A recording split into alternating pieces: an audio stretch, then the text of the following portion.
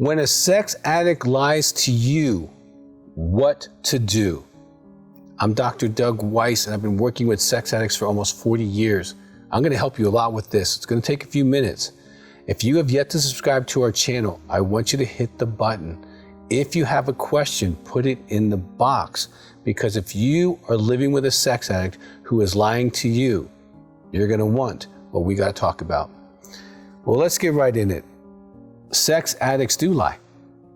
They lie when they're in their addiction, and they might even lie early in recovery. And you're going to ask Dr. Weiss, why did they do that? Well, in this information I'm going to give you, I'm going to kind of sticky some other products that we have that answer some of these questions, because some of them take 1 or 2 hours to answer. But they lie because when an addiction of any type enters a man or woman's life, they get robbed of 3 major areas of development: spiritual, emotional, and moral. Moral is the right and wrong thing, and the addict is generally developmentally about 14 on average. And so they are the kind of mindset, and they can be 60. They can be a man or a woman.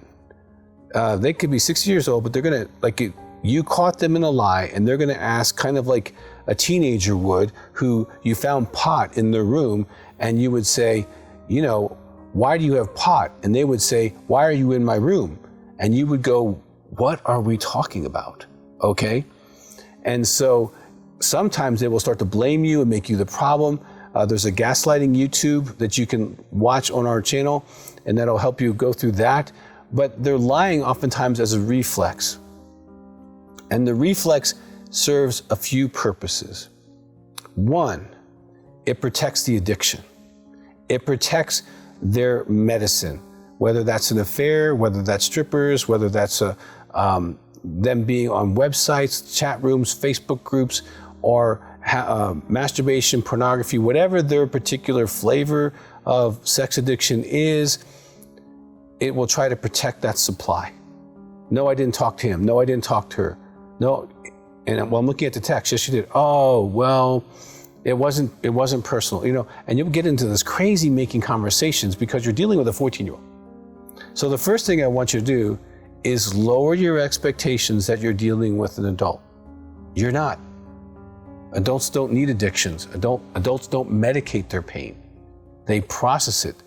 They feel it. They talk about it. They move through it. They deal with it. Someone who is immature doesn't. They medicate. And so you're dealing with an adolescent male or female, and so they are irrational and they do lie. They lie to protect their addiction. Number 2, they lie to protect the image of themselves. They lived in object relationships, okay? I have a great DVD, mostly aimed for the women audience, but men will get a lot of it as well. When you marry a child, don't expect a man right away. And I walk through a lot of this stuff in great detail. I think it's almost 2 or 3 hours long. But they're trying to protect the image of their self. They live in object relationship with self. And so they want to be a good self and not the bad self. And they live in a dichotomous life.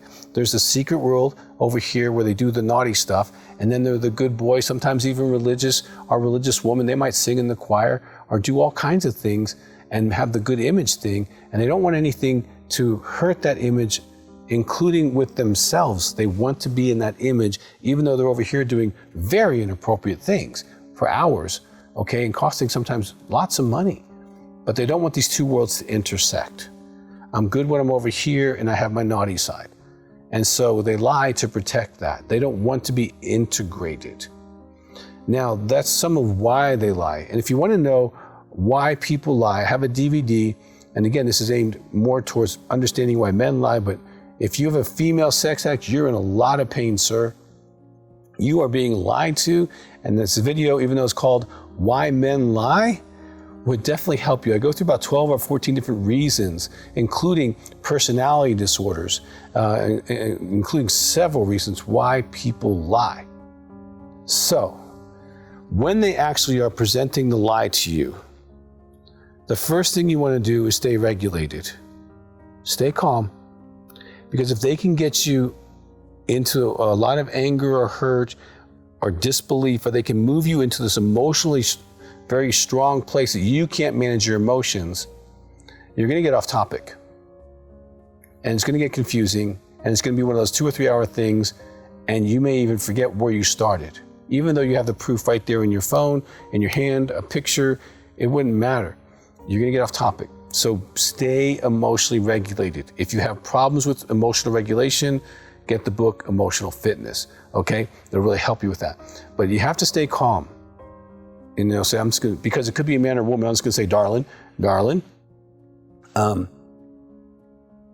the information that's in front of me, or the information I know, is the truth. Now, you need to protect yourself. You need to protect your addiction or your behavior. I understand that. Because you're addicted, you have to lie. Now, I'm inviting you to mature right now and just tell me the truth. Now, that may or may not work. So then you got to go another step. Say, okay, let's suppose for a moment that you're not lying and that I am obsessing about this and that I'm the problem. Okay? I need your help. I want you to take a polygraph to verify the information that you're telling me is the truth.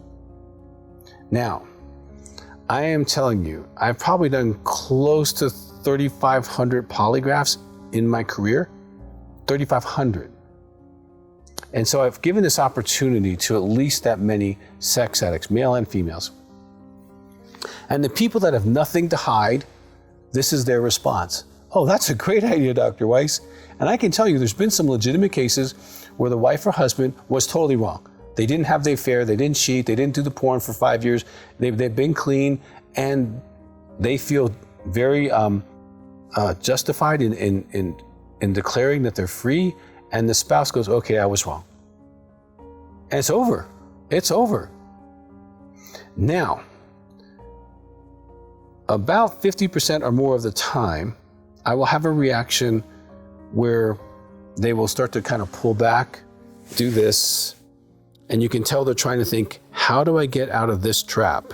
Dr. Weiss just set me up to prove that I'm being honest, and I can't say yes because I know I'm lying. And right now, I think my spouse might even think I'm lying, and now I'm really toast. So maybe they'll get angry.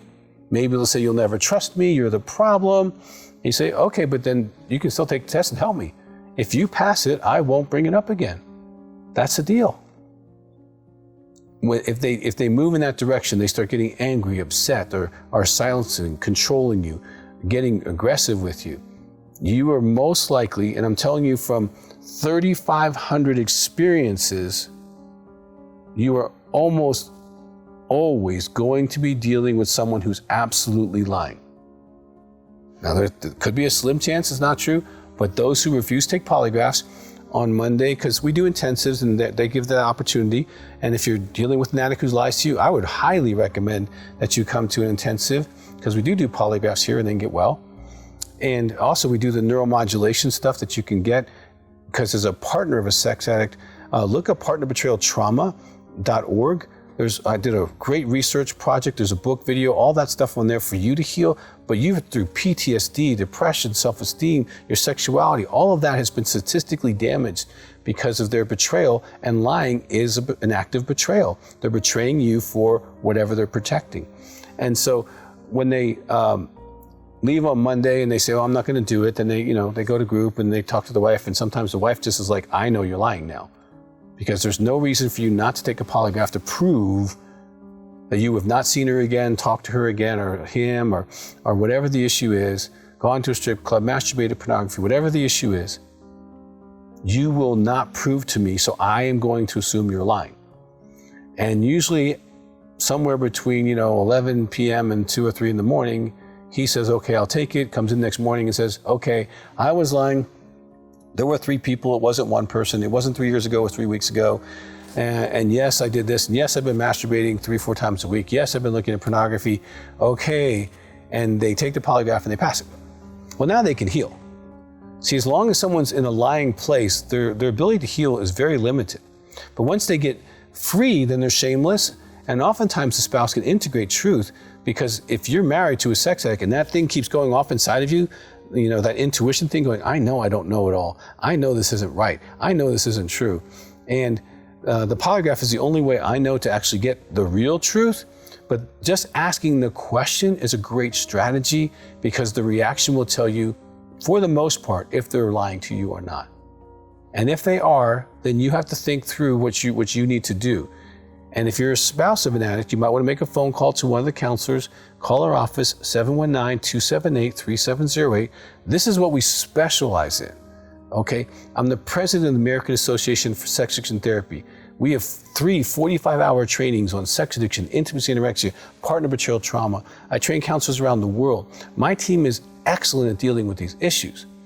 So you don't want to stay in a situation where lying is continuing, because sadly, it could be the lying that can actually kill the relationship. Now, early on, there might be a bump or two. I'm not saying that's a good thing, but it can happen. But if they're moving towards being honest, getting in recovery, they're in a group, they're doing things they need to do, okay, keep trying to move forward as much as you can. But if they keep lying, you need to get help for you. Don't wait for them to get better. Even if they're getting better, you need to get help. Our statistics show that you're suffering from PTSD symptoms for up to a year or longer, and they're severe. The intrusive thoughts, the pulling away from people, the depression, the weight gain, the challenges that you're having in concentration and focus. These are all symptoms of their addiction.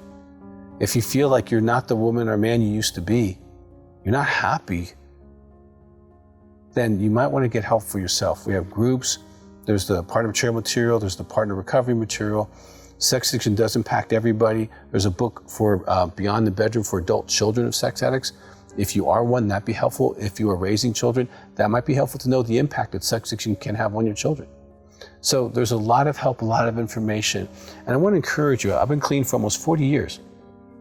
You don't ever have to stay stuck with sex addiction. And if someone chooses their sex addiction, then that is the love of their life. And you have to accept that. And that's the hardest thing to do. So hope that this has been encouraging to you. And if you need help, we have so many resources. And if you haven't subscribed, please do, because we have like over 800 videos, and many of them apply to this topic. And so I want to encourage you, if your sex addict is lying to you, you're not the problem, you didn't cause that. And you're also not the solution. But you are the solution for yourself. So do something about that today.